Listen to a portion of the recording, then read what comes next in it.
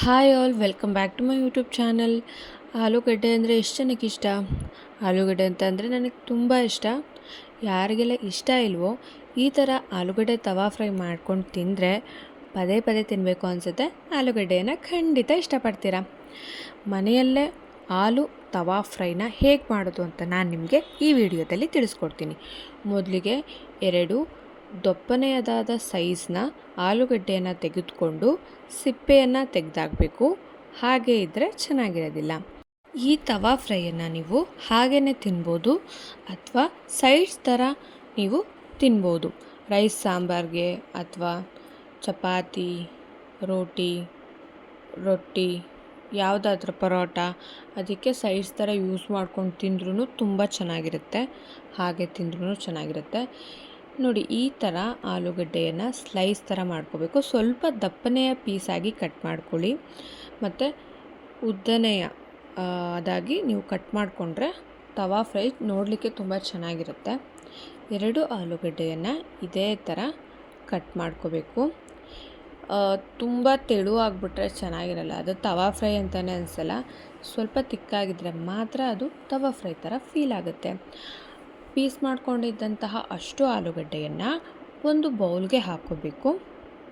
ನಂತರ ಒಂದೊಂದಾಗೆ ಮಸಾಲ ಪದಾರ್ಥಗಳನ್ನು ಹಾಕ್ಕೋಬೇಕು. ಮೊದಲಿಗೆ 1 ಸ್ಪೂನ್ ಅಚ್ಚಕಾರದ ಪುಡಿ, 1 ಸ್ಪೂನು ಗರಂ ಮಸಾಲ, ನಂತರ 1/2 ಸ್ಪೂನು ಅರಿಶಿನ ಪೌಡರು, ತದನಂತರ ರುಚಿಗೆ ತಕ್ಕಷ್ಟು ಉಪ್ಪು, ಆಮೇಲೆ 1/2 ಅಷ್ಟು ಲೆಮನ್ನು, ತದನಂತರ 2ರಿಂದ 3 ಸ್ಪೂನು ಆಯಿಲು ಅಥವಾ ಹೆಚ್ಚಿಗೆನಾದರೂ ಹಾಕ್ಕೋಬೋದು. ಏಕೆಂದರೆ ತವಾಗೆ ಆಯಿಲ್ ಹಾಕ್ಬಿಟ್ಟೆ ನಾವು ಪ್ರಿಪೇರ್ ಮಾಡಬೇಕಲ್ವ, ಬೇಯಿಸ್ಬೇಕಲ್ವ.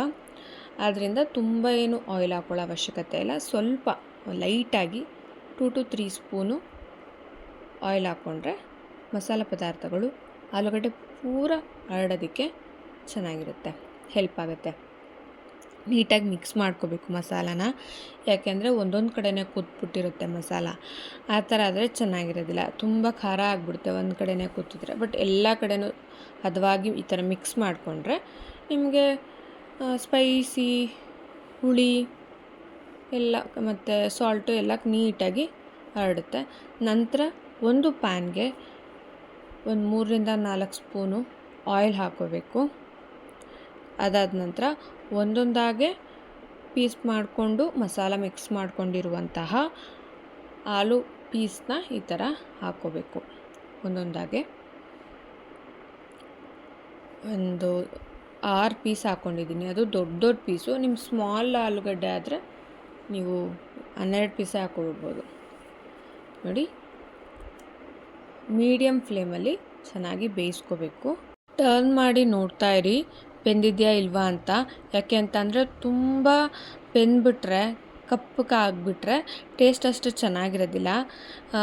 ಯಾವುದ್ಯಾವುದು ಎಷ್ಟೆಷ್ಟು ಬೇಯಬೇಕೋ ಅಷ್ಟಷ್ಟು ಬೆಂದರೆ ಮಾತ್ರ ಅಡುಗೆ ಚೆನ್ನಾಗಿರುತ್ತೆ. ಬೆಂದಿಲ್ಲ ಅಂದರೂ ತಿನ್ನೋಕ್ಕಾಗಲ್ಲ, ತೀರಾ ಬೆಂದು ಕರ್ರಗಾಗ್ಬಿಟ್ರು ಅಂತೂ ಇನ್ನೂ ತಿನ್ನೋಕ್ಕಾಗೋದಿಲ್ಲ. ಅದಕ್ಕೋಸ್ಕರ ಹದವಾಗಿ ಬೇಯಿಸ್ಕೋಬೇಕು. ಸ್ವಲ್ಪ ಡಾರ್ಕ್ ಬ್ರೌನ್ ಬರೋವರೆಗೂ ಎರಡೂ ಕಡೆನೂ ಬೇಯಿಸ್ಕೋಬೇಕು. ಆಲೂಗಡ್ಡೆ ಬೇಗ ಬೇಯುತ್ತೆ,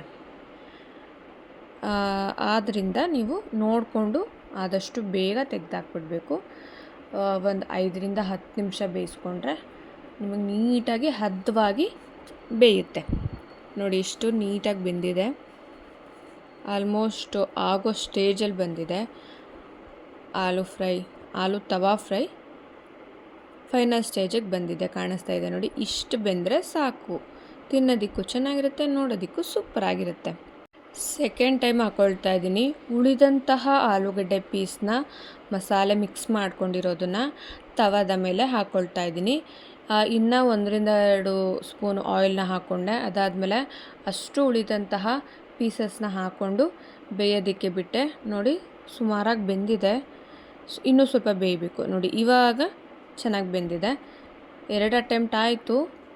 ಇವಾಗ ಸರ್ವ್ ಮಾಡ್ತಾಯಿದ್ದೀನಿ. ಎಷ್ಟು ಚೆನ್ನಾಗಿ ಕಾಣಿಸ್ತಾ ಇದೆ ನೋಡಿ, ಅಷ್ಟೇ ಚೆನ್ನಾಗಿರುತ್ತೆ ತಿನ್ನೋದಕ್ಕೆ.